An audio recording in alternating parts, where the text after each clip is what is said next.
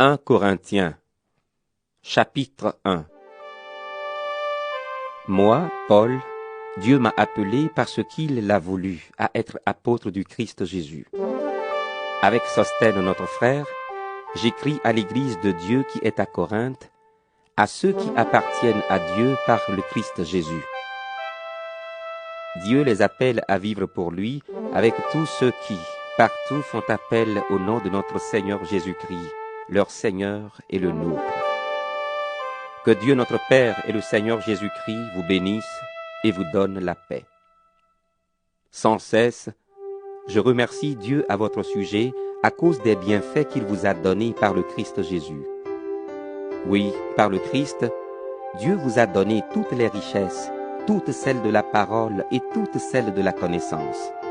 On vous a annoncé le Christ et vous y croyez avec beaucoup de force.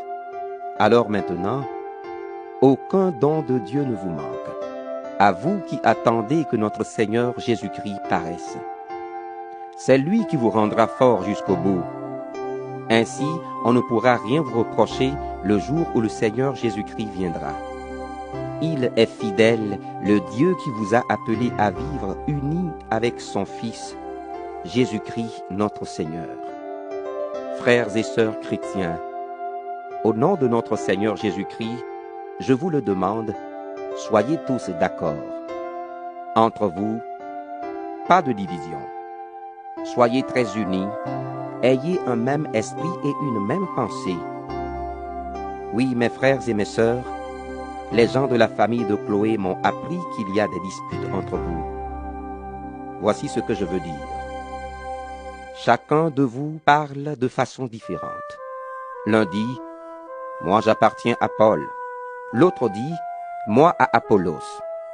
Un autre encore, « Moi j'appartiens à Pierre ». Et un autre dit, « Moi au Christ ».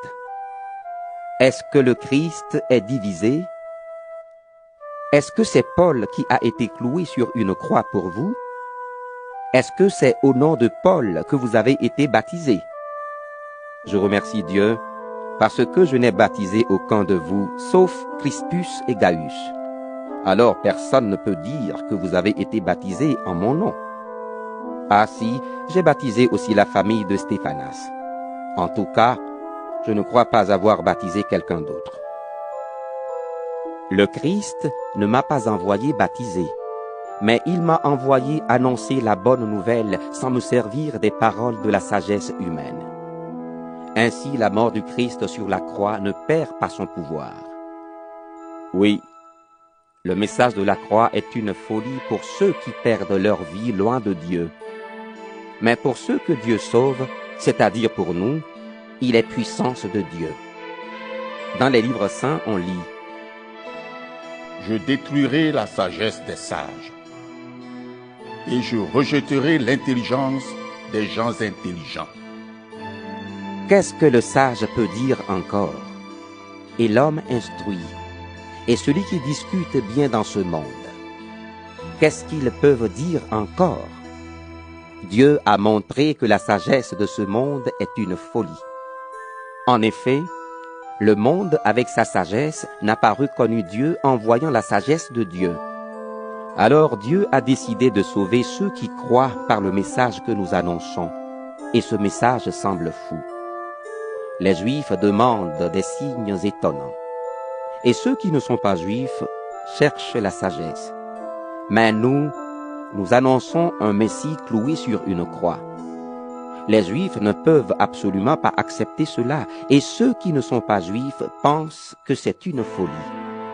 Mais pour ceux que Dieu appelle Juifs et non-Juifs, le Christ est la puissance de Dieu et la sagesse de Dieu. Oui, la folie de Dieu est plus sage que la sagesse des hommes, et la faiblesse de Dieu est plus forte que la force des hommes. Frères et sœurs, regardez qui vous êtes, vous qui avez reçu l'appel de Dieu. Parmi vous, il n'y a pas beaucoup de sages du point de vue humain, pas beaucoup de gens puissants, pas beaucoup de gens importants. Mais pour couvrir de honte les sages, Dieu a choisi ce qui semble fou dans le monde. Pour couvrir de honte ce qui est fort, Dieu a choisi ce qui est faible dans le monde. Pour détruire ce qui est important, Dieu a choisi ce qui est petit dans le monde. Il a choisi ce qu'on méprise, ce qui n'est rien du tout. Dieu a fait cela pour que personne ne puisse se vanter devant lui. C'est lui qui vous a unis au Christ Jésus, et le Christ est devenu pour nous la sagesse qui vient de Dieu. Par lui, Dieu nous rend justes, il nous choisit pour lui et il nous libère du péché. Alors, comme les livres saints le disent, si quelqu'un veut se vanter, qu'il se vante à cause du Seigneur. 1 Corinthiens, chapitre 2. Moi-même, frères et sœurs chrétiens, je suis venu chez vous pour vous annoncer le mystère de Dieu. Mais je ne l'ai pas fait avec des paroles compliquées, ni avec des connaissances extraordinaires. En effet, au milieu de vous, je n'ai rien voulu savoir, sinon Jésus-Christ, et Jésus-Christ cloué sur une croix. Moi-même devant vous, j'ai été faible, j'avais peur, je tremblais. Ma parole et mon enseignement n'avaient rien à voir avec les discours convaincants de la sagesse humaine. Mais c'est la puissance de l'Esprit Saint qui apparaissait clairement dans ce que je disais. Ainsi votre foi ne peut pas s'appuyer sur la sagesse humaine, mais sur la puissance de Dieu. Pourtant, c'est bien une sagesse que nous enseignons aux chrétiens adultes dans la foi. Mais cette sagesse n'est pas la sagesse de ce monde. Ce n'est pas la sagesse des puissances mauvaises de ce monde qui seront détruites. Nous enseignons la sagesse mystérieuse de Dieu qui était restée cachée. Mais avant que le monde existe, Dieu avait préparé cette sagesse pour nous donner de la gloire. Aucune puissance mauvaise de ce monde n'a connu cette sagesse. Si ces puissances l'avaient connue, elles n'auraient pas fait clouer sur une croix le Seigneur plein de gloire. En effet, les livres saints disent: Il y a des choses que les yeux ne voient pas, les oreilles ne les entendent pas, les êtres humains n'y ont jamais pensé. Eh bien, ces choses-là, Dieu les a préparées en faveur de ceux qui ont de l'amour pour lui. Et c'est à nous que Dieu les a fait connaître par l'Esprit Saint. En effet, l'Esprit Saint connaît tout, même les secrets les plus profonds de Dieu. Les secrets d'une personne humaine, qui les connaît? Personne, sauf l'esprit humain qui est en elle. De même, les secrets de Dieu, qui les connaît? Personne, sauf l'Esprit de Dieu. Nous n'avons pas reçu l'Esprit du monde. Nous avons reçu l'Esprit qui vient de Dieu. Alors nous pouvons reconnaître les dons que Dieu nous a faits. Nous ne parlons pas de ces dons avec les mots que la sagesse humaine enseigne. Nous en parlons avec les mots que l'Esprit de Dieu nous enseigne. Ainsi, nous expliquons les choses de l'Esprit de Dieu avec les mots qui viennent de cet Esprit. Celui qui pense seulement de manière humaine n'accepte pas ce qui vient de l'Esprit de Dieu. Pour lui, c'est une folie, et il ne peut pas comprendre cela. Oui, c'est seulement l'Esprit Saint qui permet de bien juger ces choses. Et celui qui a l'Esprit Saint peut juger de tout, mais lui, personne ne peut le juger. Les livres saints disent: Qui connaît la pensée du Seigneur? Qui peut lui donner des conseils? Eh bien, nous avons la pensée du Christ. 1 Corinthiens, chapitre 3. Pour moi, frères et sœurs chrétiens, je n'ai pas pu vous parler comme à des personnes qui ont l'Esprit Saint. Je vous ai parlé seulement comme à des personnes faibles, à des chrétiens qui sont encore des bébés dans la foi. Je vous ai donné du lait à boire, et non une nourriture solide, parce que vous ne pouviez pas la supporter. Même maintenant, vous ne pouvez toujours pas la supporter, parce que vous êtes encore faible. En effet, parmi vous, il y a de la jalousie et des disputes. Alors, est-ce que vous n'êtes pas des gens faibles? Est-ce que votre façon de vivre n'est pas encore bien humaine? Quand l'un de vous dit « Moi j'appartiens à Paul », quand un autre dit « Moi j'appartiens à Apollos », est-ce que ces paroles ne sont pas encore bien humaines? Apollos, c'est qui? Et Paul, c'est qui? Nous sommes seulement des serviteurs de Dieu. C'est par nous que vous êtes devenus croyants, et chacun de nous a travaillé selon les dons que Dieu lui a faits. Moi j'ai planté, Apollos a arrosé, mais c'est Dieu qui a fait pousser. Celui qui plante n'est rien, celui qui arrose n'est rien, mais celui qui fait pousser est tout, et c'est Dieu. Entre celui qui plante et celui qui arrose, il n'y a pas de différence. Mais Dieu donne à chacun sa récompense selon son travail. Car nous travaillons ensemble au service de Dieu, et vous êtes le champ de Dieu. Vous êtes aussi la maison de Dieu. Selon le don que Dieu m'a fait, j'ai placé les fondations comme un bon constructeur. Un autre construit dessus. Mais chacun doit faire attention à la façon de construire dessus. Les fondations sont déjà là, c'est Jésus-Christ. Personne ne peut en placer d'autres.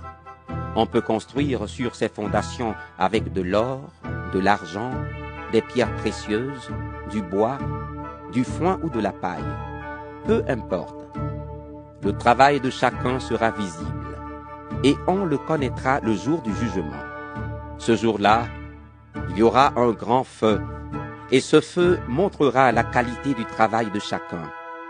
Si quelqu'un a construit une maison qui résiste au feu, celui-là recevra une récompense.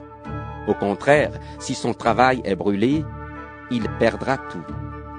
Lui, il sera sauvé, mais comme quelqu'un qui traverse le feu pour s'échapper.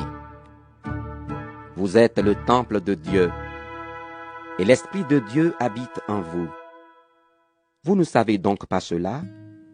Si quelqu'un détruit le temple de Dieu, celui-là, Dieu le détruira. Oui, le temple de Dieu est saint, et ce temple, c'est vous.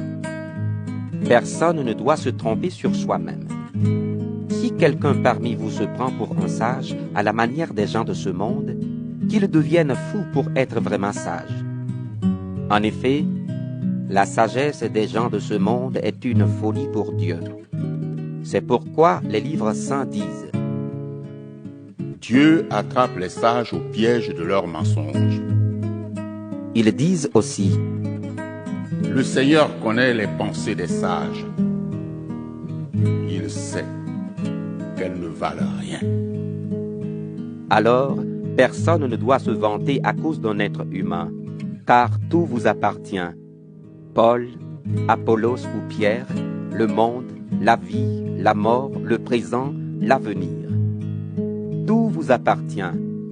Mais vous, vous appartenez au Christ, et le Christ appartient à Dieu. 1 Corinthiens, chapitre 4. On doit nous regarder comme les serviteurs du Christ et les responsables chargés des mystères de Dieu. Finalement, ce qu'on demande à des responsables, c'est d'être fidèles. Moi, cela m'est égal. Vous pouvez me juger, un tribunal humain peut me juger, mais je ne me juge pas moi-même. Je pense que je n'ai rien à me reprocher, mais cela ne veut pas dire que je suis innocent. Mon juge, c'est le Seigneur. Ne jugez donc pas avant le moment où le Seigneur viendra. C'est lui qui éclairera ce qui est caché dans la nuit. Il mettra les pensées des cœurs en pleine lumière. Alors chacun recevra de Dieu les félicitations qu'il mérite. Frères et sœurs chrétiens, à propos de ce que j'ai dit, j'ai pris Apollos et moi-même comme exemple à cause de vous. J'ai voulu vous apprendre le sens de ce proverbe. Rien au-delà de ce qui est écrit. Alors, personne ne se vantera en choisissant le parti d'un homme contre un autre. En effet, qui te rend supérieur aux autres? Tout ce que tu as, c'est Dieu qui te l'a donné, n'est-ce pas? Et si tu l'as reçu, pourquoi te vanter comme si tu ne l'avais pas reçu? Vous avez déjà tout ce que vous voulez. Vous êtes déjà riche. Vous êtes devenu roi. Mais nous ne le sommes pas. Si vous l'étiez vraiment, nous pourrions nous aussi être rois avec vous. Mais à mon avis, Dieu nous a mis, nous les apôtres, à la dernière place comme des condamnés à mort. Oui, nous sommes devenus comme un spectacle pour le monde entier, pour les anges et pour les hommes. Nous sommes fous à cause du Christ, mais vous êtes des chrétiens sages. Nous sommes faibles, mais vous êtes forts. On vous respecte beaucoup, mais nous, on nous méprise. Jusqu'à maintenant encore, nous avons faim, nous avons soif, nous n'avons pas de vêtements. On nous fait du mal et nous ne pouvons jamais rester au même endroit. Nous nous fatiguons à travailler de nos mains. On nous insulte, mais nous souhaitons du bien. On nous fait souffrir, mais nous le supportons. On dit du mal de nous, mais nous encourageons les autres. Jusqu'à maintenant, pour les gens, nous sommes comme les ordures du monde, comme des choses sales que tous rejettent.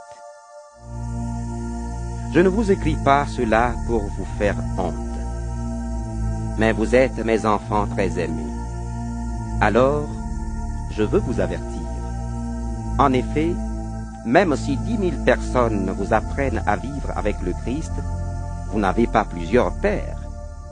C'est moi qui vous ai donné la vie, celle du Christ Jésus, en vous annonçant la bonne nouvelle.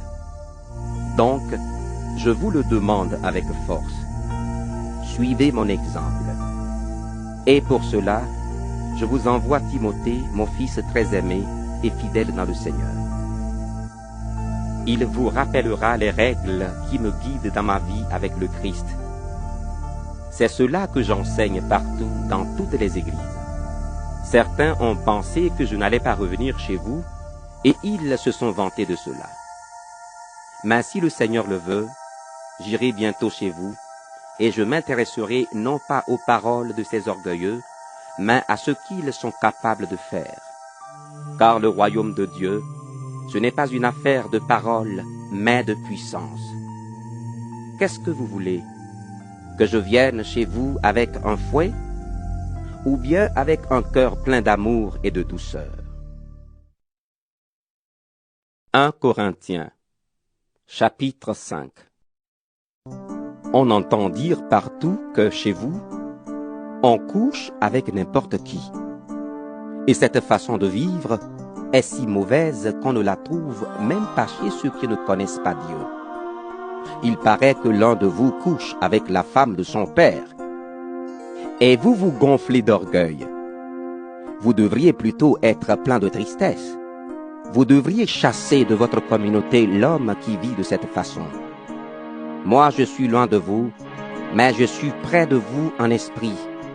Eh bien, j'ai déjà jugé l'homme qui a fait cela, comme si j'étais parmi vous. Réunissez-vous au nom du Seigneur Jésus, je serai avec vous en esprit. Et avec la puissance de notre Seigneur Jésus, livrez cet homme à Satan. Son corps sera détruit, mais par là, lui-même pourra être sauvé le jour où le Seigneur viendra. Vous avez bien tort d'être plein d'orgueil. Un peu de levain fait lever toute la pâte. Vous ne savez donc pas cela? Enlevez le vieux levain du péché pour devenir pur. Alors, vous serez comme une pâte nouvelle et sans levain, ce que vous êtes déjà. En effet, le Christ a été offert en sacrifice comme notre agneau de Pâques. Fêtons donc la Pâque avec du pain sans levain, avec un cœur pur et sincère. Ne mangeons pas le pain fait avec du vieux levain, le levain des mauvaises actions et du mal. Dans une autre lettre, je vous ai écrit: n'ayez pas de contact avec les gens qui couchent avec n'importe qui. Je ne voulais pas parler de tous ceux qui, dans ce monde, couchent avec n'importe qui. Je ne parlais pas non plus de tous les voleurs, de tous les avares ou de tous ceux qui adorent les faux dieux. Dans ce cas, vous devriez sortir du monde. Non, je vous ai écrit. N'ayez pas de contact avec celui qui porte le nom de chrétien et qui couche avec n'importe qui. Je parlais du chrétien qui est voleur ou qui adore les faux dieux ou qui insulte les autres. Je parlais de celui qui boit trop ou qui aime l'argent. Ne mangez même pas avec cet homme-là. Est-ce que c'est à moi de juger ceux qui ne sont pas chrétiens? Ceux-là, c'est Dieu qui les jugera. Vous devez juger ceux de votre communauté. Les livres saints le disent. Chassez l'homme mauvais du milieu de vous. 1 Corinthiens, chapitre 6.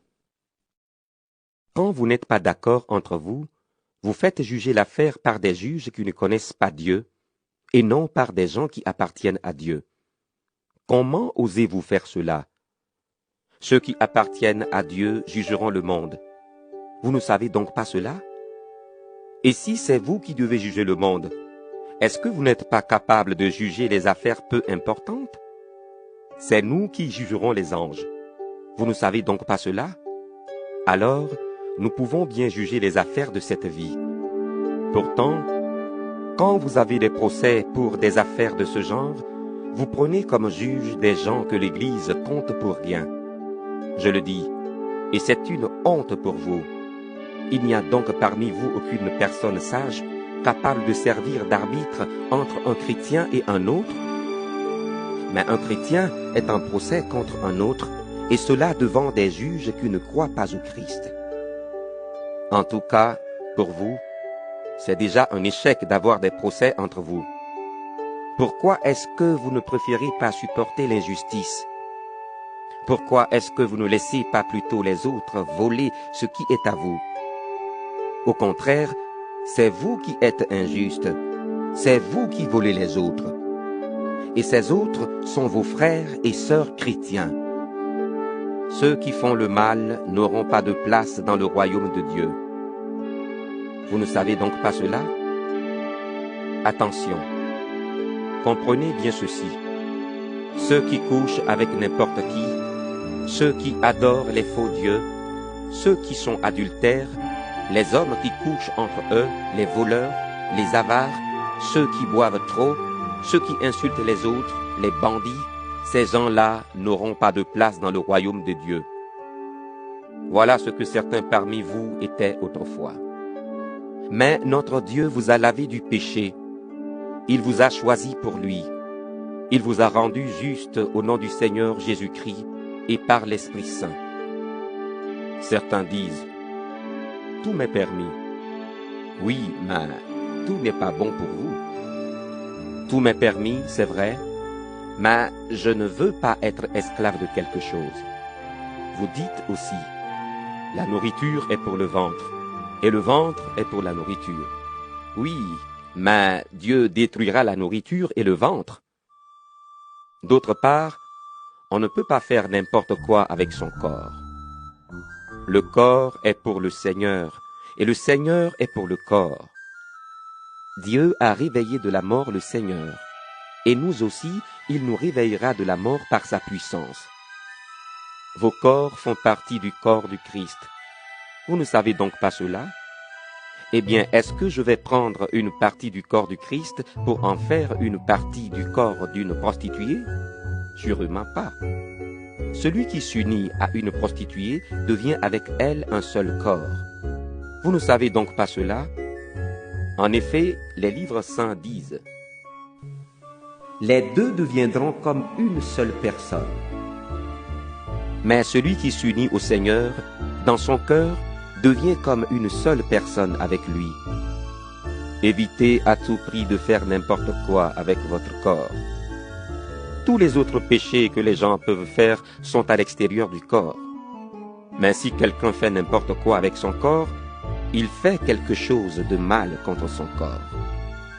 Vous le savez, votre corps est le temple de l'Esprit Saint. cet esprit est en vous, et Dieu vous l'a donné. Vous ne vous appartenez pas à vous-même. Dieu vous a acheté très cher pour vous rendre libre. Alors rendez gloire à Dieu par votre corps. 1 Corinthiens, chapitre 7. Maintenant, je réponds à ce que vous m'avez écrit. Pour un homme, c'est une bonne chose de ne pas avoir de femme. Pourtant, pour éviter de coucher avec n'importe qui, chaque homme doit avoir sa femme. Chaque femme doit avoir son mari. L'homme doit faire son devoir de mari envers sa femme, et la femme doit faire son devoir de femme envers son mari. La femme ne peut pas faire ce qu'elle veut de son corps. Son corps est à son mari. Le mari ne peut pas faire ce qu'il veut de son corps. Son corps est à sa femme. Ne refusez pas de vous unir l'un à l'autre. Mais il y a une exception.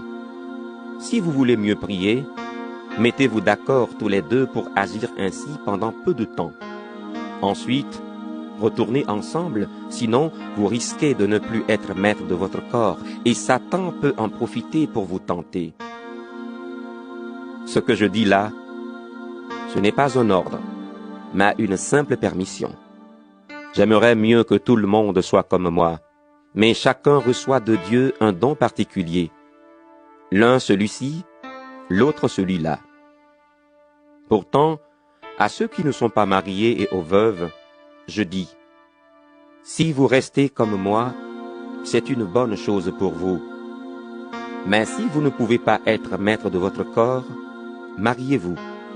Il vaut mieux se marier que brûler de désir. À ceux qui sont mariés, voici ce que je commande, ou plutôt, ce n'est pas moi, c'est le Seigneur. Le mari ne doit pas renvoyer sa femme, et la femme ne doit pas quitter son mari. Si elle est séparée de son mari, qu'elle reste seule, ou alors qu'elle fasse la paix avec lui. Aux autres, voici ce que je dis, et cette fois, c'est moi qui le dis, et non le Seigneur. Si un chrétien a une femme qui n'est pas chrétienne, et si cette femme veut continuer à vivre avec lui, il ne doit pas la renvoyer. Si une chrétienne a un mari qui n'est pas chrétien, et si celui-ci veut continuer à vivre avec elle, elle ne doit pas renvoyer son mari. En effet, le mari qui n'est pas chrétien est proche de Dieu parce qu'il est uni à sa femme. La femme qui n'est pas chrétienne est proche de Dieu parce qu'elle est unie à son mari. Sinon vos enfants seraient comme des enfants séparés de Dieu, mais en réalité, ils sont proches de Dieu. Pourtant, si celui qui n'est pas chrétien veut partir, il peut le faire. Dans ce cas, celui qui est chrétien, le mari ou la femme, n'est plus lié à l'autre, car Dieu vous appelle à vivre dans la paix. Toi qui es chrétienne, est-ce que tu es sûr de sauver ton mari? Et toi qui es chrétien, est-ce que tu es sûr de sauver ta femme? Quand Dieu vous a appelé, vous viviez dans la situation que le Seigneur vous avait donnée. Donc, à part ce que je viens de dire, chacun doit continuer à vivre dans cette situation.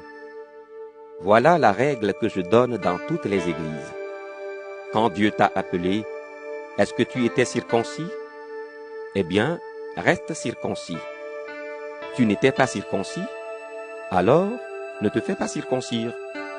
Être circoncis, cela ne signifie rien. Ne pas être circoncis, cela ne signifie rien non plus. Ce qui est important, c'est de faire ce que Dieu commande. Chacun doit rester dans la situation où il était quand Dieu l'a appelé. Quand Dieu t'a appelé, est-ce que tu étais esclave? Ne sois pas inquiet pour cela. Mais si tu peux devenir un homme libre, profites-en. En effet, l'esclave que le Seigneur a appelé est devenu libre. Il appartient au Seigneur. L'homme libre que le Seigneur a appelé est devenu l'esclave du Christ. Dieu vous a acheté très cher pour vous rendre libre. Ne devenez donc pas esclaves des hommes. Frères et sœurs chrétiens, chacun doit rester devant Dieu dans la situation où il était quand Dieu l'a appelé. Pour ceux qui ne sont pas mariés, je n'ai pas d'ordre du Seigneur, mais je donne mon avis. C'est l'avis d'un homme digne de confiance parce que le Seigneur a été bon pour lui. Voici ce que je pense. À cause des difficultés actuelles, c'est une bonne chose de ne pas être marié. Oui, il est bon pour chacun de rester comme il l'est. Est-ce que tu as une femme? Ne cherche pas à la quitter. Tu n'as pas de femme? Ne cherche pas à te marier. Pourtant, si tu te maries, tu ne fais pas de péché. Et si une jeune fille se marie, elle ne fait pas de péché. Mais les gens mariés auront beaucoup à souffrir dans leur vie de tous les jours. Et moi, je voudrais vous éviter cela. Frères et sœurs chrétiens, je vous le dis, il reste peu de temps. Dès maintenant, ceux qui ont une femme doivent vivre comme s'ils n'en avaient pas. Ceux qui pleurent doivent vivre comme s'ils ne pleuraient pas. Ceux qui sont dans la joie doivent vivre comme s'ils n'étaient pas dans la joie. Ceux qui achètent doivent vivre comme si les choses achetées n'étaient pas à eux. Ceux qui profitent de ce monde doivent vivre comme s'ils n'en profitaient pas. En effet, le monde d'aujourd'hui ne va pas durer toujours. Je voudrais que vous n'ayez pas de soucis. Celui qui n'est pas marié s'occupe des affaires du Seigneur. Il cherche à plaire au Seigneur. Mais celui qui est marié s'occupe des affaires du monde. Il cherche à plaire à sa femme, et ainsi il est partagé. La femme qui n'est pas mariée ou la jeune fille s'occupe des affaires du Seigneur. Elle cherche à lui appartenir totalement en lui donnant toute leur personne. Mais la femme mariée s'occupe des affaires du monde. Elle cherche à plaire à son mari. Je vous dis cela dans votre intérêt, et non pour vous tendre un piège. Je souhaite que vous choisissiez ce qui est le mieux, en vous attachant au Seigneur et à lui seul. Un jeune homme désire fortement sa fiancée. Il pense qu'il risque de mal agir avec elle et qu'ils doivent se marier. Alors il doit faire comme il veut. Tous deux n'ont qu'à se marier. Ce jeune homme ne fait pas de péché. Mais il peut décider fermement dans son cœur de ne pas se marier et de ne pas coucher avec sa fiancée. S'il décide vraiment cela dans son cœur, sans être forcé et en restant maître de ses désirs, il fait bien de ne pas se marier. Ainsi, celui qui se marie avec sa fiancée agit bien. Mais celui qui ne se marie pas avec elle fait encore mieux. La femme reste liée à son mari pendant tout le temps qu'il vit. Si son mari meurt, elle est libre de se marier avec l'homme qu'elle veut, mais à une condition. Cet homme doit être chrétien. Pourtant, à mon avis, elle sera plus heureuse si elle reste comme elle est. Et moi aussi, je crois avoir l'Esprit de Dieu. 1 Corinthiens, chapitre 8. La question des animaux offerts en sacrifice aux faux dieux, c'est sûr, nous la connaissons tous comme vous dites. Mais cette connaissance gonfle d'orgueil. Au contraire, l'amour construit la communauté. Si quelqu'un croit connaître quelque chose, il ne sait pas encore comment il faut connaître. Mais si quelqu'un aime Dieu, Dieu le connaît. Donc, est-ce qu'on peut manger la viande des animaux offerts aux faux dieux? Les faux dieux n'existent pas dans le monde, nous le savons bien, et il n'y a qu'un seul Dieu. Bien sûr, certains disent qu'il y a des dieux au ciel et sur la terre. Et c'est vrai, pour eux, il y a plusieurs dieux et plusieurs seigneurs. En tout cas, pour nous, il n'y a qu'un seul Dieu, c'est le Père. Tout vient de lui, et c'est pour lui que nous vivons. Et il n'y a qu'un seul Seigneur, c'est Jésus-Christ. Tout existe par lui, et c'est par lui que nous vivons. Mais tous ne savent pas cela. Jusqu'à présent, certains avaient l'habitude de prier les faux dieux. Maintenant encore, ils mangent la viande des sacrifices comme si elle était vraiment offerte aux faux dieux. Leur conscience est fragile et ils se sentent salis par cette nourriture. Pourtant, ce n'est pas la nourriture qui nous rapproche de Dieu. Si nous n'en mangeons pas, nous ne perdrons rien. Si nous en mangeons, nous ne gagnons rien non plus. Vous êtes libre de faire ce que vous voulez. Mais attention, cette liberté ne doit pas faire tomber les chrétiens fragiles. En effet, toi qui connais la vérité, si on te voit en train de manger dans un temple de faux dieux, qu'est-ce qui va se passer? Tu vas peut-être entraîner quelqu'un qui a une conscience fragile à manger lui aussi la viande des animaux offerts aux faux dieux. Et, à cause de ta connaissance, ce chrétien fragile va tomber, lui pour qui le Christ est mort. Quand vous péchez de cette façon contre vos frères et vos sœurs, et quand vous blessez leur conscience fragile, c'est contre le Christ que vous péchez. C'est pourquoi, si la nourriture doit faire tomber mes frères et mes sœurs chrétiens dans le péché, je ne mangerai plus jamais de viande pour ne pas les faire tomber. 1 Corinthiens, chapitre 9. Moi aussi, je suis libre de faire ce que je veux. Est-ce que je ne suis pas apôtre? Est-ce que je n'ai pas vu Jésus notre Seigneur? Est-ce que vous n'êtes pas le résultat de mon travail au service du Seigneur? Si pour certains je ne suis pas un apôtre, pour vous du moins je le suis. Oui, vous êtes la preuve que j'ai bien fait mon travail d'apôtre au service du Seigneur. Voici ma réponse à ceux qui m'accusent. Est-ce que nous n'avons pas le droit de recevoir de la nourriture et de la boisson pour notre travail? Est-ce que nous n'avons pas le droit d'amener avec nous une femme chrétienne? Les autres apôtres, les frères du Seigneur et Pierre font cela. Ou bien est-ce que Barnabas et moi, nous sommes les seuls qui devons gagner notre vie? Quand on est dans l'armée, on ne paie pas pour faire son service militaire. Quand on cultive un arbre, on mange ses fruits. Ou bien, quand on garde un troupeau, on boit le lait des bêtes. Est-ce que ces façons de faire sont seulement des coutumes humaines? Est-ce que la loi ne dit pas la même chose? En effet, dans la loi de Moïse, on lit « Quand le bœuf travaille pendant la récolte, ne l'empêche pas de manger des épis. » Est-ce que Dieu s'occupe des bœufs? Ou bien est-ce qu'il parle surtout pour nous? Oui, c'est pour nous que ces paroles sont écrites. Celui qui laboure doit labourer en espérant récolter quelque chose.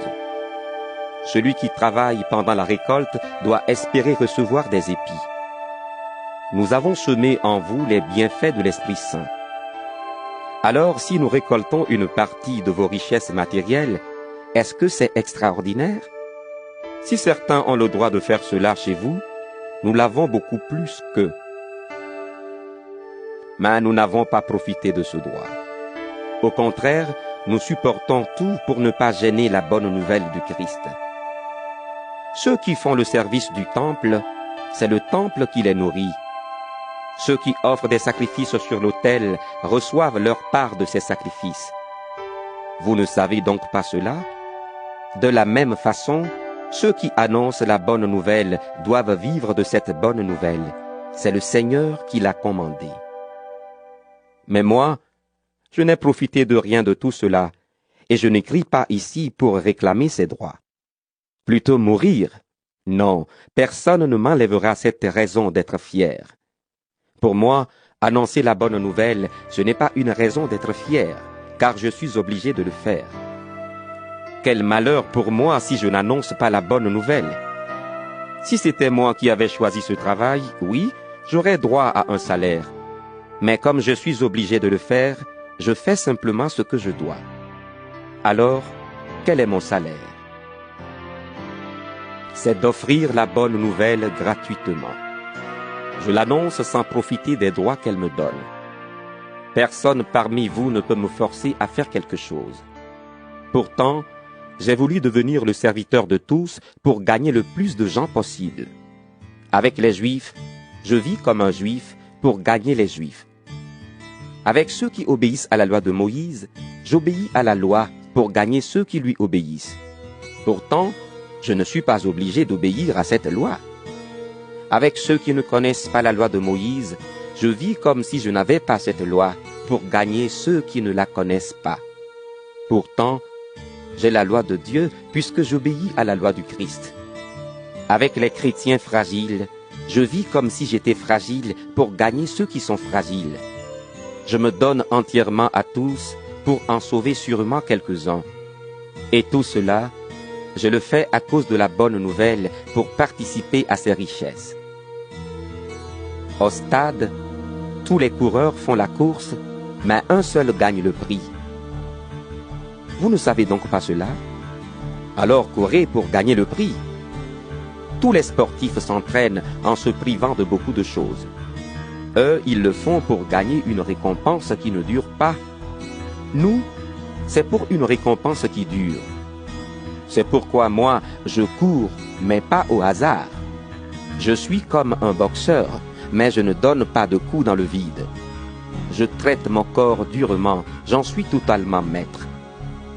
Sinon, moi qui ai annoncé le message aux autres, je risque ensuite d'être éliminé. 1 Corinthiens, chapitre 10. Frères et sœurs chrétiens, je veux vous rappeler ce qui est arrivé à nos ancêtres.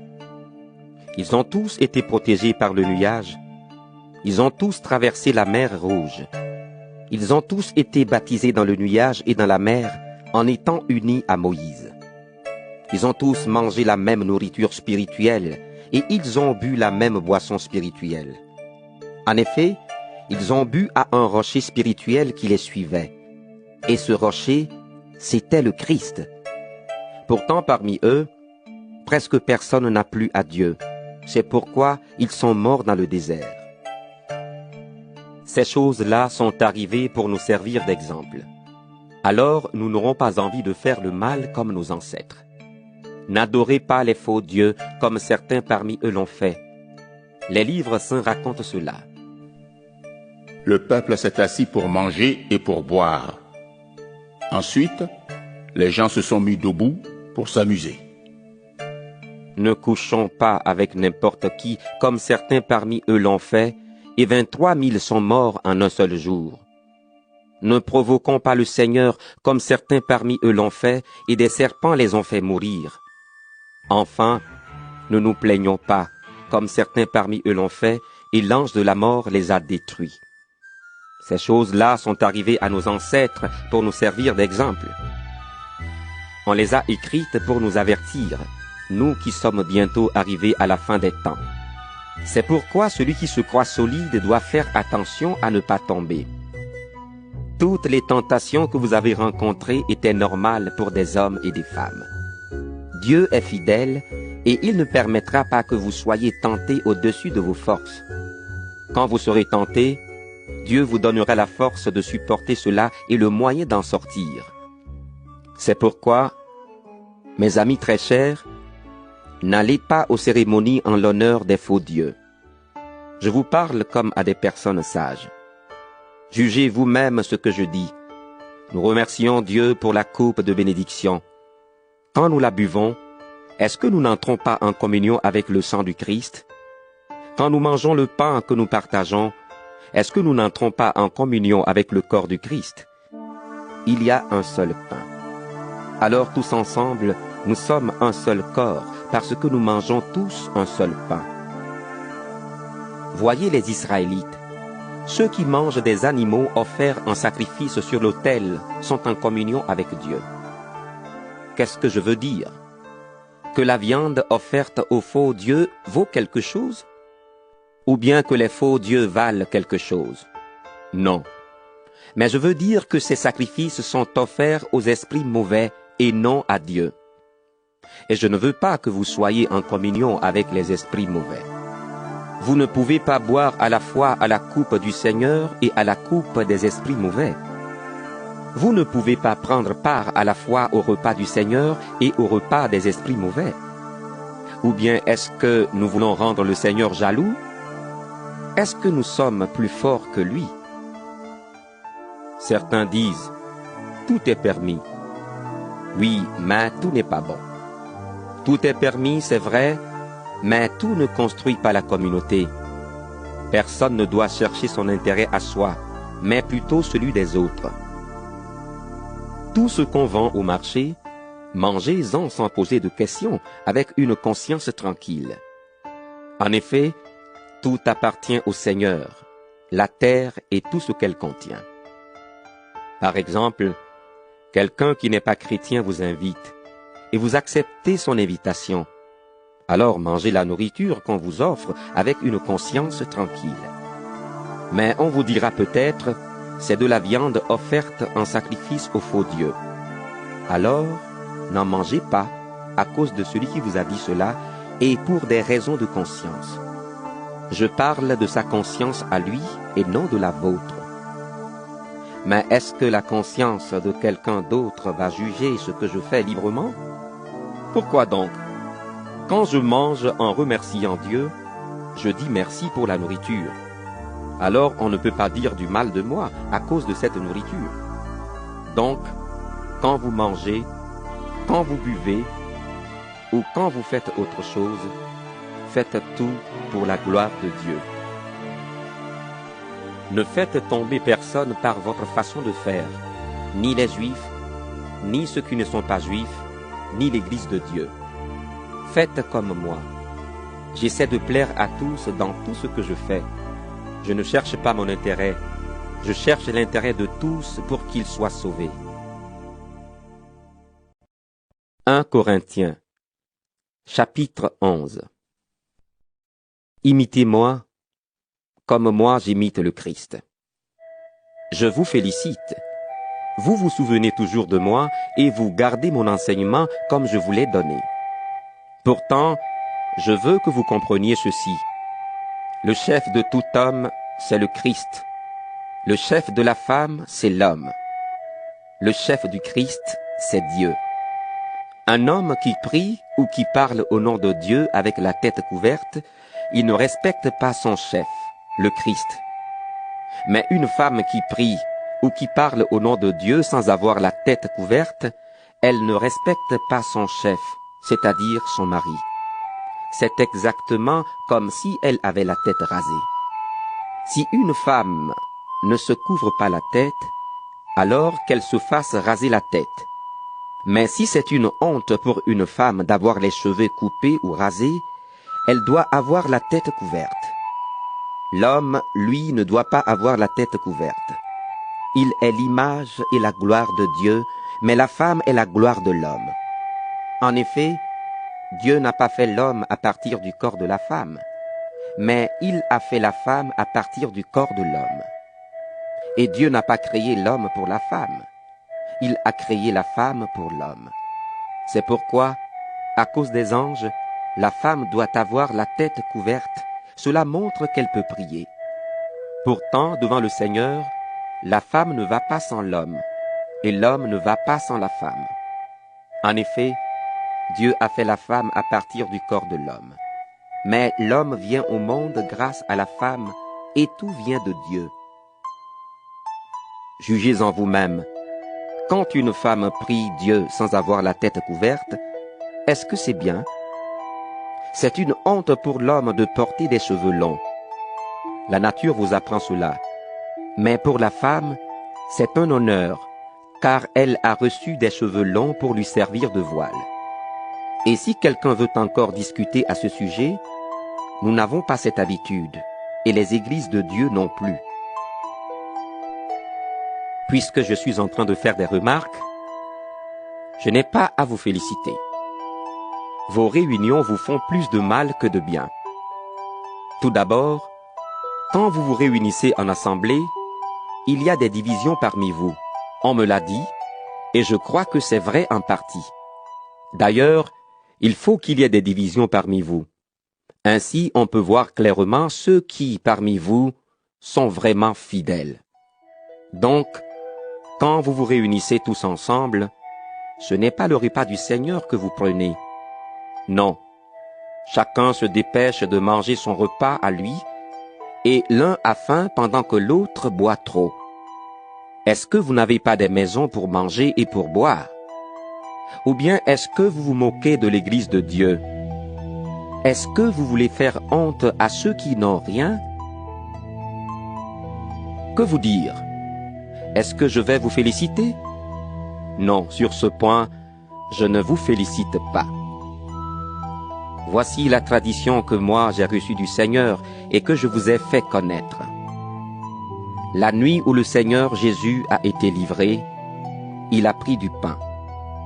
Il a remercié Dieu, puis il a partagé le pain et il a dit, « Ceci est mon corps, il est pour vous. Faites cela en souvenir de moi. » Après le repas, le Seigneur a pris aussi la coupe de vin et il a dit, « Cette coupe est la nouvelle alliance de Dieu, parce que mon sang est versé pour vous. Toutes les fois que vous en boirez, faites cela en souvenir de moi. » En effet, chaque fois que vous mangez ce pain et que vous buvez cette coupe, vous annoncez la mort du Seigneur jusqu'à ce qu'il vienne. C'est pourquoi, celui qui mange le pain du Seigneur, ou qui boit sa coupe sans respect, celui-là est coupable envers le corps et le sang du Seigneur.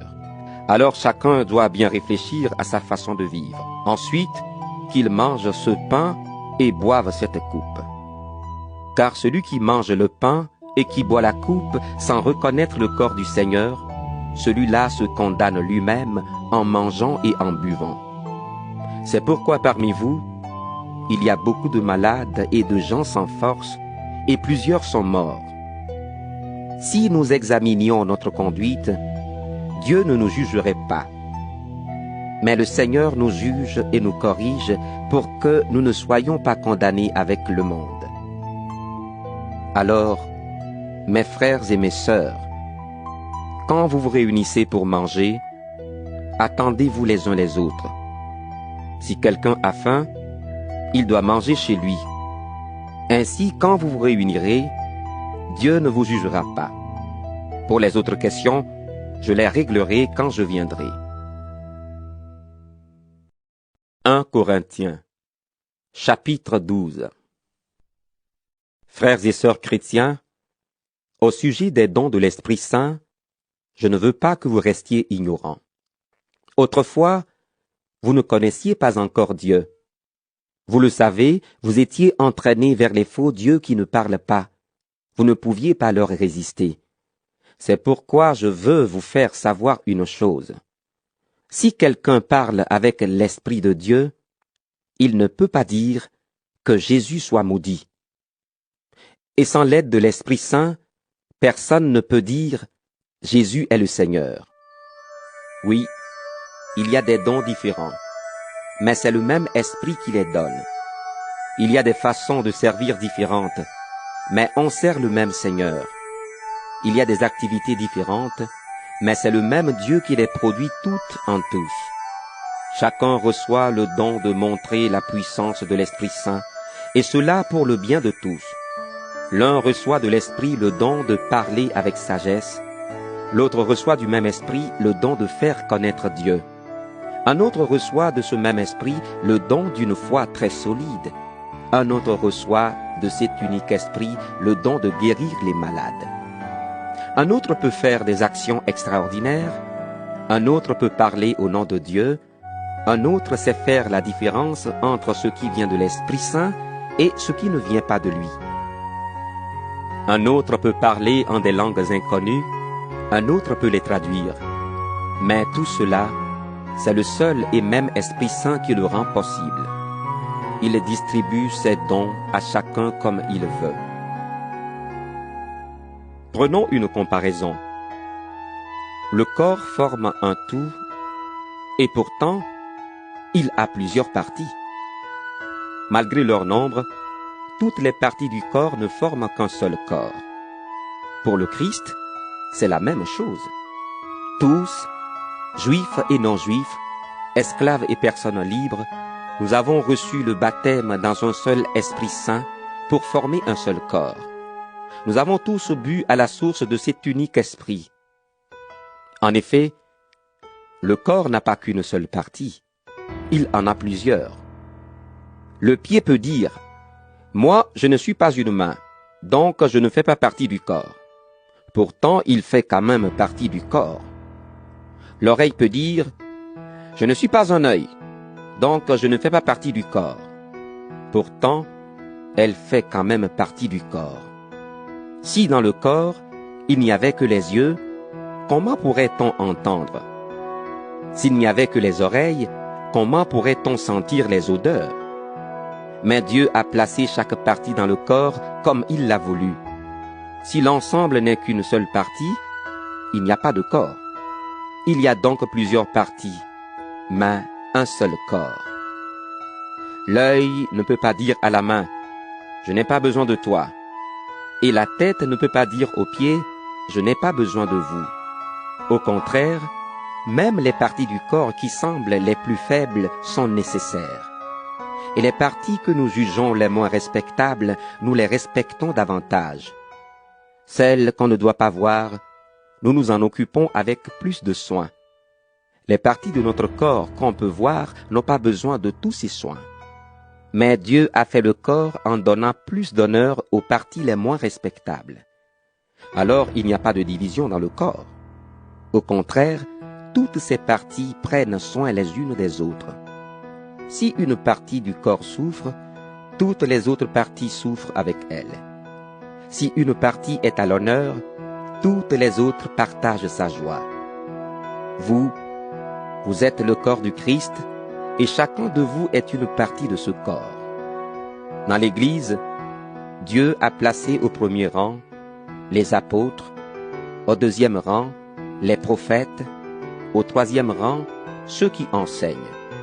Ensuite, il y a ceux qui font des actions extraordinaires, puis ceux qui ont le don de guérir. Il y a ceux qui aident les autres et ceux qui dirigent. Enfin, il y a ceux qui ont le don de parler en langues inconnues.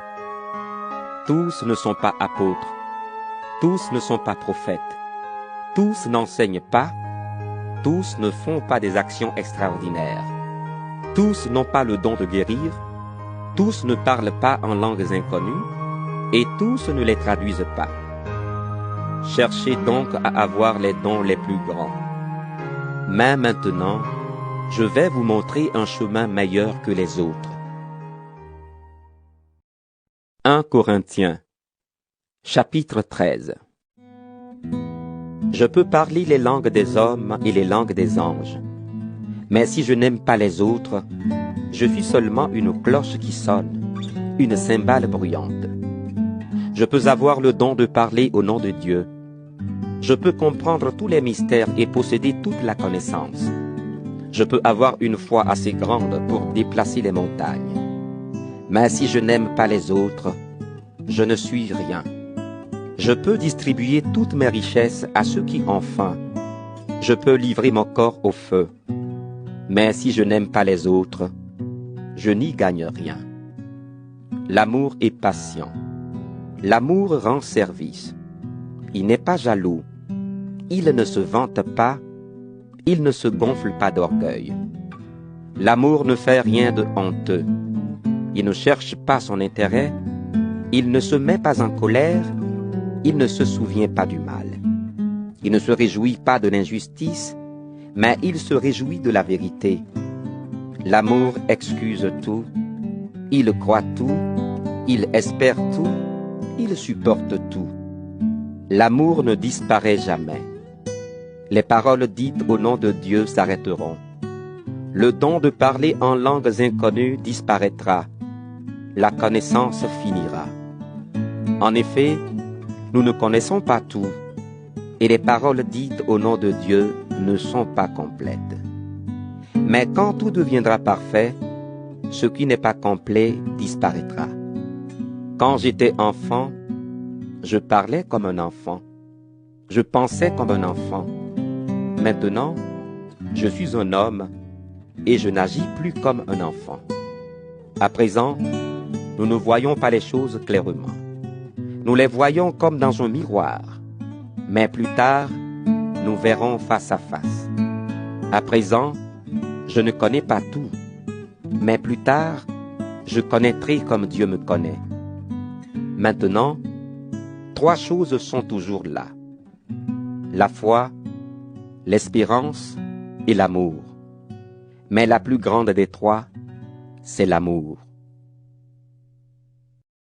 1 Corinthiens, chapitre 14. Cherchez avant tout à aimer les autres. Désirez les dons de l'Esprit Saint, surtout le don de parler au nom de Dieu. Si quelqu'un parle en langues inconnues, il ne parle pas aux gens, mais à Dieu. Personne ne le comprend. Avec l'aide de l'Esprit Saint, il dit des choses mystérieuses. Mais si quelqu'un parle au nom de Dieu, il parle aux gens. Il construit la communauté, il encourage et il console. Celui qui parle en langues inconnues ne construit que lui-même. Au contraire, celui qui parle au nom de Dieu construit la communauté tout entière. Je souhaite que vous parliez tous en langues inconnues, mais j'aime encore mieux que vous parliez au nom de Dieu.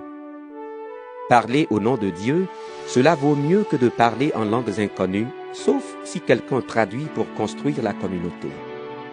Frères et sœurs chrétiens, prenons un exemple. Je viens vous voir et je vous parle en langues inconnues. Si mes paroles ne vous apportent rien, ni message clair, ni connaissance, ni parole de la part de Dieu, ni enseignement, est-ce que je vous rends service? C'est la même chose pour les instruments de musique, comme la flûte ou la cithare. Si leurs sons ne sont pas différents, comment distinguer la musique que chacune joue? Et si la trompette ne sonne pas clairement, qui va se préparer pour le combat? Pour vous, c'est pareil.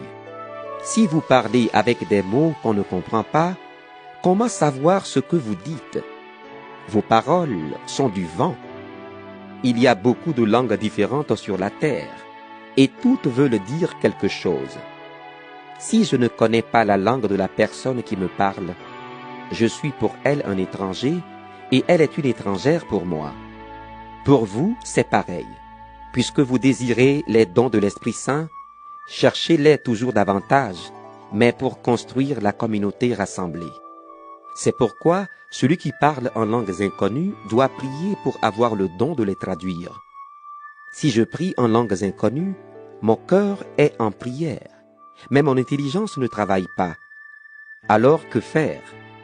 Je prierai avec mon cœur, mais je prierai aussi avec mon intelligence.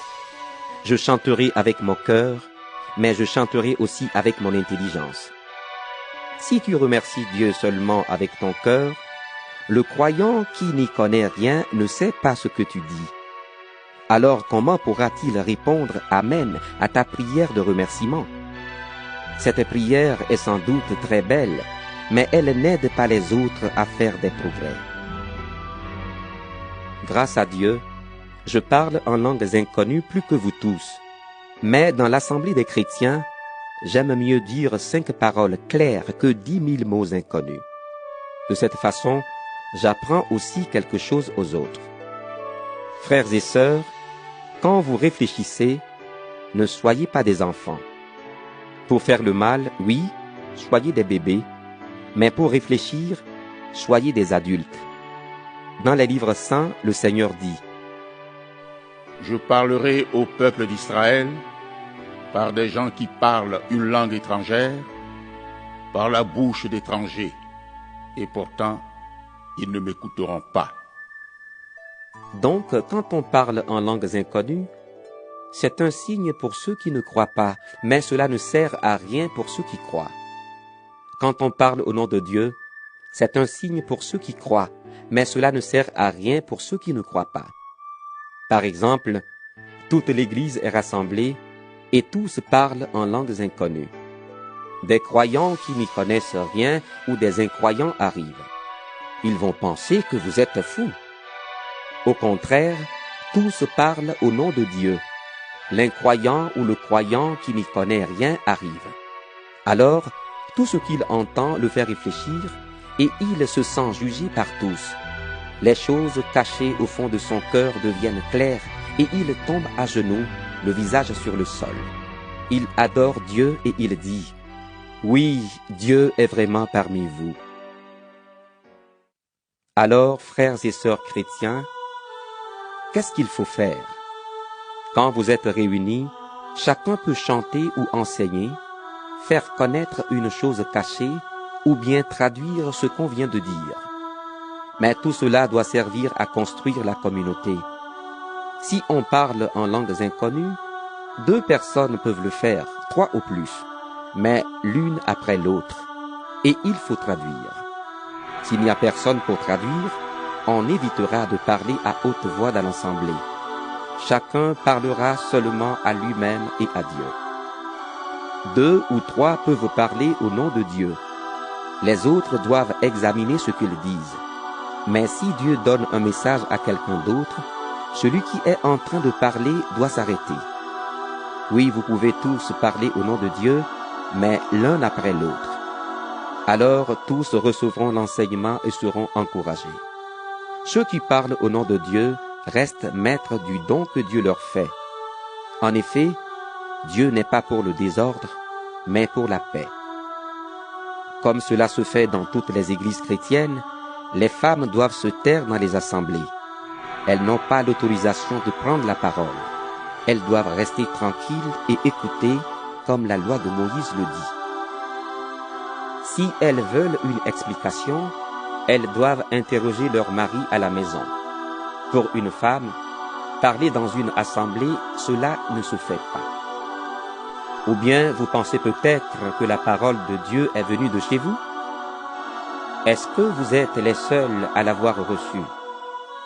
Si quelqu'un croit parler au nom de Dieu ou de l'Esprit Saint, il doit reconnaître une chose. Ce que je vous écris est un commandement du Seigneur. Mais s'il ne reconnaît pas cela, Dieu ne le connaît pas non plus. Alors, frères et sœurs, vous devez désirer parler au nom de Dieu. N'empêchez pas les autres de parler en langues inconnues, mais tout doit se passer avec calme et dans l'ordre. 1 Corinthiens, chapitre 15. Frères et sœurs chrétiens, je vous rappelle la bonne nouvelle que je vous ai annoncée. Vous l'avez reçue, et aujourd'hui encore, vous êtes attachés à elle. Cette bonne nouvelle vous sauve si vous la gardez comme je vous l'ai annoncée. Sinon, votre foi ne sert à rien. Je vous ai donné avant toute chose l'enseignement que j'ai reçu moi-même. Le Christ est mort pour nos péchés comme les livres saints l'avaient annoncé. On l'a mis au tombeau et le 3e jour, Dieu l'a réveillé de la mort comme les livres saints l'avaient annoncé. Il s'est montré à Pierre, puis aux 12. Ensuite, il s'est montré à plus de 500 frères et sœurs à la fois. Presque tous sont encore vivants. Quelques-uns sont morts. Ensuite, il s'est montré à Jacques, puis à tous les apôtres. Finalement, après les autres, il s'est montré à moi aussi, à moi qui le méritais le moins. Oui, je suis le plus petit des apôtres. Je ne mérite même pas de porter le nom d'apôtre parce que j'ai fait souffrir l'Église de Dieu. Mais grâce à l'amour de Dieu, je suis devenu l'homme que je suis et cet amour a donné de bons résultats en moi. J'ai travaillé plus que tous les apôtres. En réalité, ce n'est pas moi qui ai travaillé, c'est l'amour de Dieu qui agit en moi. En tout cas, que cela vienne de moi ou d'eux, voilà la bonne nouvelle que nous annonçons et voilà ce que vous avez cru. Nous annonçons que le Christ s'est réveillé de la mort. Pourtant, parmi vous, certains disent « Les morts ne se relèveront plus ». Comment peuvent-ils dire cela? Si les morts ne se relèvent plus, le Christ non plus ne s'est pas réveillé de la mort. Et si le Christ ne s'est pas réveillé de la mort, nous n'avons rien à annoncer. Et vous n'avez rien à croire. Si vraiment les morts ne se réveillent pas, cela veut dire que Dieu n'a pas réveillé le Christ de la mort. Dans ce cas, nous sommes de faux témoins de Dieu. En effet, nous avons été témoins contre Dieu en affirmant qu'il a réveillé le Christ de la mort. Si les morts ne se réveillent pas, le Christ non plus ne s'est pas réveillé de la mort. Et si le Christ ne s'est pas réveillé de la mort, votre foi est vide et vous êtes encore dans vos péchés. Alors, ceux qui sont morts en croyant au Christ sont perdus. Si nous avons mis notre espérance dans le Christ pour cette vie seulement, nous sommes les plus malheureux de tous. Mais en réalité, le Christ s'est réveillé du milieu des morts. Parmi les morts, le Christ s'est réveillé le premier pour que les autres morts se réveillent aussi. C'est par un homme, Adam, que la mort est venue. C'est aussi par un homme, le Christ, que les morts se relèvent. Tous les êtres humains meurent parce qu'ils sont unis à Adam. De même, tous vont recevoir la vie parce qu'ils sont unis au Christ, mais chacun à son rang. Le Christ, le premier, s'est déjà réveillé de la mort. Ensuite, ceux qui sont au Christ se réveilleront quand il viendra. Puis, à la fin, le Christ détruira toutes les forces mauvaises qui ont puissance et autorité sur nous. Alors il remettra son pouvoir de roi à Dieu le Père. À ce moment-là, Dieu mettra tous ses ennemis sous les pieds du Christ. En attendant, il faut que le Christ ait tout pouvoir. Le dernier ennemi qui sera détruit, c'est la mort. Dans les livres saints, on lit « Dieu a tout mis sous ses pieds ». Mais quand le Christ dira « Maintenant tout est à mon pouvoir », cela voudra dire tout, sauf Dieu. En effet, c'est Dieu qui donne au Christ le pouvoir sur toutes choses. Oui, c'est Dieu qui lui donnera tout pouvoir. Et quand le Fils aura pouvoir sur toutes choses, alors lui-même sera sous le pouvoir de Dieu. Ainsi, Dieu sera tout entier en tous. Certains se font baptiser pour les morts. À quoi cela leur sert-il? En tout cas, si les morts ne se réveillent pas, pourquoi ces gens-là se font-ils baptiser à leur place? Et nous, pourquoi est-ce que nous menons sans arrêt une vie dangereuse? Je risque la mort tous les jours. C'est vrai, frères et sœurs, aussi vrai que je suis fier de vous dans le Christ Jésus, notre Seigneur. À Éphèse, j'ai lutté contre des gens, de vraies bêtes sauvages. Si c'est seulement pour des raisons humaines, qu'est-ce que j'ai gagné? Si les morts ne se réveillent pas, mangeons et buvons, parce que demain nous mourrons. Attention, les mauvais amis poussent à faire le mal. Retrouvez votre bon sens, il le faut, et ne péchez pas. Oui, il y en a parmi vous qui ne connaissent pas Dieu. Je dis cela, et c'est une honte pour vous. Mais quelqu'un peut demander, comment les morts se réveillent-ils? Quelle sorte de corps vont-ils avoir? Réfléchis donc. Quand tu sèmes une graine, elle doit d'abord mourir avant de devenir une plante vivante. Et qu'est-ce que tu sèmes? Tu ne sèmes pas la plante qui va pousser. Tu sèmes seulement une graine, peut-être un grain de blé ou une autre semence. Ensuite, Dieu donne à cette graine le corps qu'il veut, et il donne à chaque graine le corps qui est le sien. Aucune chair ne ressemble à une autre. Il y a une différence entre la chair des humains et la chair des animaux, entre la chair des oiseaux et la chair des poissons. Il y a aussi des corps célestes et des corps terrestres. Mais la beauté des corps célestes n'est pas la même que la beauté des corps terrestres. La beauté du soleil n'est pas la beauté de la lune, et leur beauté n'est pas celle des étoiles.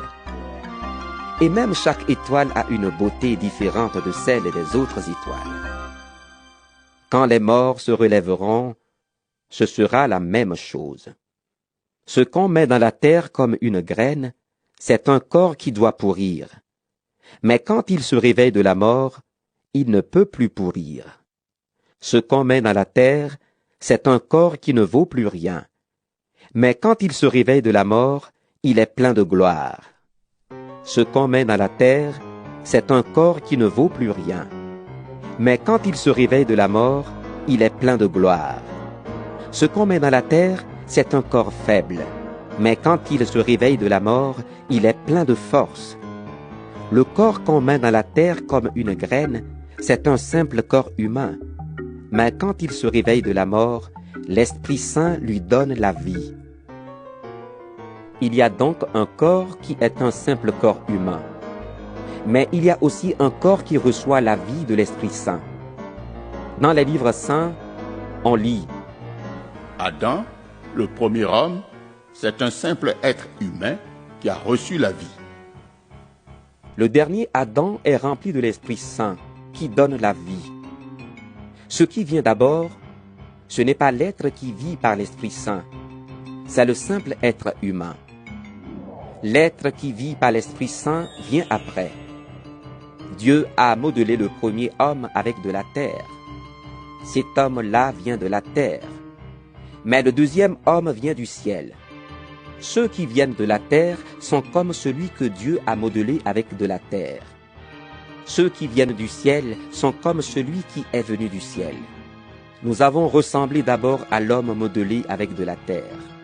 Plus tard, nous ressemblerons aussi à l'homme qui vient du ciel. Frères et sœurs chrétiens, voici ce que j'affirme. Ce qui est fait de chair et de sang, cela ne peut pas participer au royaume de Dieu. Et ce qui doit pourrir, cela ne peut pas posséder la vie qui ne finit pas. Maintenant, je vais vous dire une chose mystérieuse. Nous ne mourrons pas tous, mais tous, nous serons transformés. Cela se fera très vite, en un clin d'œil, quand la trompette sonnera le dernier jour. Oui, la trompette sonnera. Alors les morts se réveilleront pour une vie qui ne finit pas, et nous serons transformés. En effet, ce qui pourrit doit recevoir la vie qui ne finit pas, et ce qui meurt doit recevoir la vie qui dure toujours. Quand cela arrivera, ce qui doit pourrir recevra la vie qui ne finit pas, et ce qui doit mourir recevra la vie qui dure toujours. Donc, tout se passera comme les livres saints le disent. Une victoire totale a fait disparaître la mort. Mort, où est ta victoire? Mort, où est ton arme? L'arme de la mort, c'est le péché. Et la loi rend le péché plus puissant. Mais remercions Dieu qui nous donne la victoire par notre Seigneur Jésus-Christ. Alors, mes frères et mes sœurs très aimés, soyez forts, soyez solides, travaillez toujours mieux au service du Seigneur. Vous le savez, en le servant, vous ne travaillez pas pour rien. 1 Corinthiens Chapitre 16. Au sujet de l'argent à rassembler pour les chrétiens de Jérusalem, j'ai donné des règles aux églises de Galatie. Suivez-les vous aussi. Tous les dimanches, chacun de vous doit mettre à part chez lui l'argent qu'il a pu économiser. Ainsi, on n'attendra pas mon arrivée pour rassembler l'argent. Quand je serai là, j'enverrai à Jérusalem les gens que vous avez choisis. Je leur donnerai des lettres de recommandation et ils apporteront vos dons. Si je dois y aller aussi, ils voyageront avec moi. Je viendrai chez vous en passant par la Macédoine, car je vais traverser cette province. Je resterai peut-être un certain temps chez vous, peut-être même pendant toute la mauvaise saison. Alors vous me donnerez les moyens de continuer ma route. Je ne veux pas vous voir seulement en passant. J'espère rester chez vous un certain temps si le Seigneur le permet. Mais je resterai à Éphèse jusqu'à la Pentecôte. Là, j'aurai l'occasion de pouvoir faire un grand travail. Pourtant, il y a beaucoup d'ennemis. Si Timothée vient, prenez soin de lui pour qu'il se sente bien accueilli au milieu de vous. En effet, il travaille au service du Seigneur comme moi. Personne ne doit donc le mépriser. Mais donnez-lui les moyens de revenir près de moi, le cœur en paix. Je l'attends avec les frères. Au sujet de notre frère Apollos, je l'ai beaucoup encouragé à aller chez vous avec les autres frères, mais il ne veut pas du tout partir maintenant. Il ira quand il pourra. Restez éveillés. Gardez une foi solide. Soyez courageux, soyez forts. Faites tout avec amour. Encore une demande, frères et sœurs. Vous le savez, Stéphanas et sa famille ont été les premiers chrétiens d'Achaïe, et ils se sont mis au service des autres chrétiens. Alors obéissez à des gens comme eux et à tous ceux qui travaillent activement avec eux. Je suis heureux de la visite de Stéphanas, de Fortunatus et d'Achaïcus. Ils vous ont remplacé près de moi. Oui, ils m'ont rassuré et ils vous ont rassuré, vous aussi. Reconnaissez la valeur de gens comme eux. Les églises de la province d'Asie vous saluent. Aquilas et Priscille et la communauté qui se réunit chez eux vous saluent bien dans le Seigneur. Tous les chrétiens qui sont ici vous saluent. Saluez-vous les uns les autres en vous embrassant comme des frères et des sœurs. Moi, Paul, j'écris cette salutation de ma main. Si quelqu'un n'aime pas le Seigneur, que Dieu le rejette. Maranatha, viens Seigneur. Que le Seigneur Jésus vous bénisse. Je vous aime tous dans le Christ Jésus.